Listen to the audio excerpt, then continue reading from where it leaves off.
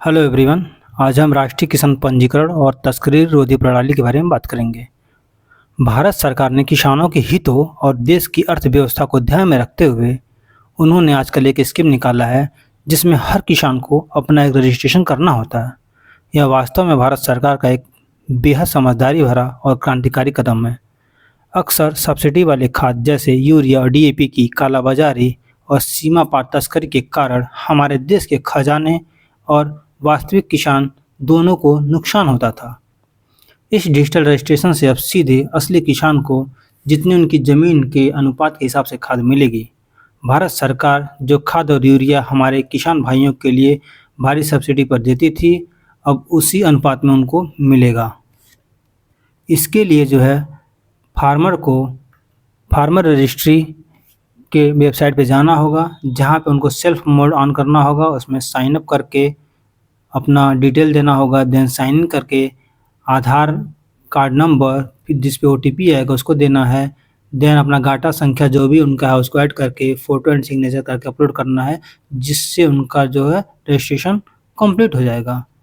अब तक क्या होता था कि खाद खरीदने के लिए कोई पुख्ता ज़मीन का रिकॉर्ड नहीं देना पड़ता था, जिससे कुछ लोग ज़रूरत से ज़्यादा यूरिया और डीएपी खाद खरीद लेते थे। चूँकि सरकार इस पे भारी डिस्काउंट देती थी, इसलिए उसे ऊँचे दामों पर सीमावर्ती और अंतर्राष्ट्रीय देशों में तस्करी कर दिया जाता था।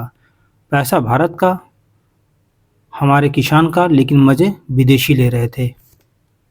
लेकिन अब भारत सरकार ने इस खेल को हमेशा के लिए खत्म कर दिया है। सरकार ने देश के किसानों और अर्थव्यवस्था के हित में नई डिजिटल स्कीम शुरू की है। अब हर किसान को अपनी ज़मीन का एक बार रजिस्ट्रेशन कराना होगा, जिससे सरकार के पास एक सटीक आंकड़ा होगा कि किस किसान के पास कितनी भूमि है। जितनी ज़मीन उतनी खाद, तस्करी पर 100% का लगाम, और हमारे असली किसानों को पूरी तरह से लाभ मिलेगा।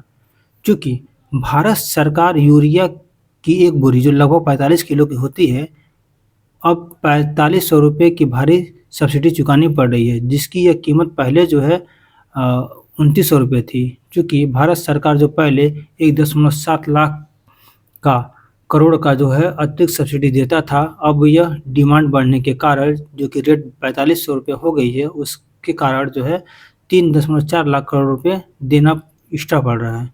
इसका कारण यह है कि अंतर्राष्ट्रीय मार्केट में फर्टिलाइज़र की कीमत बहुत ज़्यादा बढ़ी है, और पश्चिमी एशिया में बढ़ते तनाव के कारण और सप्लाई चेन का डिस्टर्बेंस होने के कारण भारत सरकार पर बोझ बहुत ज़्यादा पड़ गया है। अगर इन सब चीज़ों पे लगाम हम लगा देते हैं, तो भारत सरकार का जो सब्सिडी और एक्स्ट्रा पैसा जो खर्च होता था वो बचेगा, और हमारे वो पैसे जो है हमारे आर्थिक व्यवस्था को सुदृढ़ करने में सहायता मिलेगी। Thank you so much.